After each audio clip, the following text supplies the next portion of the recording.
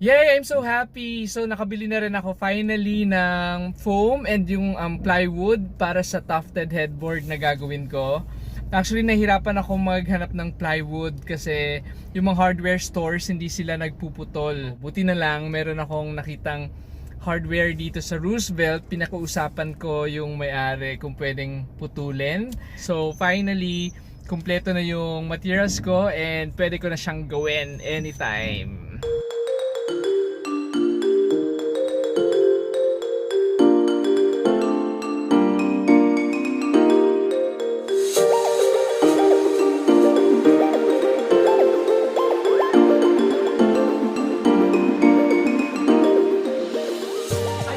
Welcome back to my channel. So ang gagawin natin ngayon is yung tufted headboard na matagal ko na talaga gusto gawin kaso nahirapan ako maghanap ng plywood or ng hardware na magpuputol ng plywood dun sa size na gusto ko. So as you can see, medyo tapos na siya, 50 to 60% tapos na siya. Ginagawa ko siya unti-unti kasi busy din naman ako sa work. So every time na may free time ako, saka ko siya gagawin. So anyways, this is 4 feet by 2 feet. Bali 2 feet yung taas niya and 4 feet yung lapad niya. But kung gusto nyong mas mataas, it's up to you. Pero ito lang yung feeling kong right size for my bed. Kaya, okay na sa akin yung 2x4. But definitely, papakita ko sa inyo how I came up with this. Alright?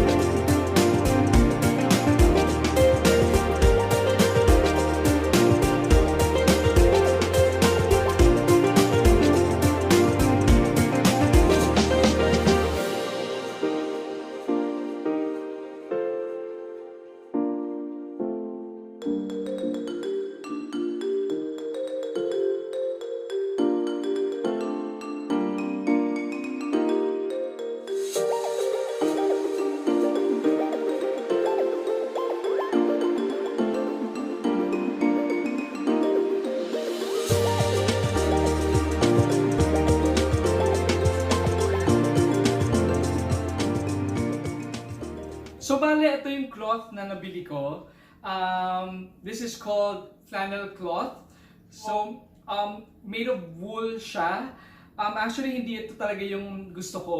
Ang gusto ko ay parang velvet or gamusa na mas medyo mabalahibo. Pero wala akong mahanap. Pero I think this is already good for my headboard kasi makintab siya. Medyo social yung dating niya. So, itong gagamitin natin.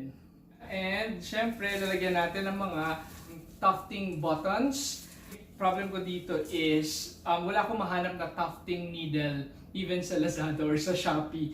So, nag-improvise na lang ako. So, this is twist tie. Nilagyan ko lang nito para hindi pumasok sa loob. Later on, papakita ko sa inyo kung paano natin to gagamitin. So anyways, excited na ako. Feeling ko malapit ko na siya matapos. So, let's go!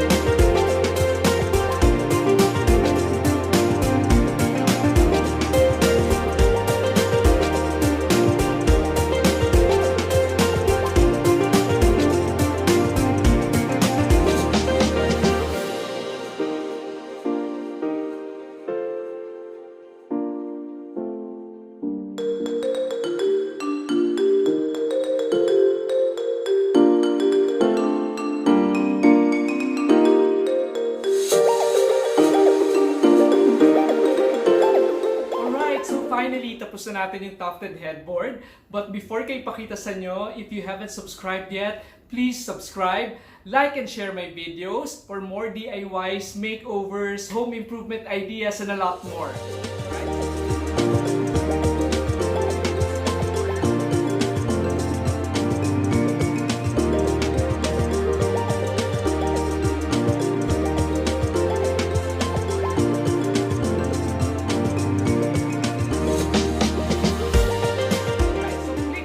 Subscribe and click here for my previous videos. Thank you for watching!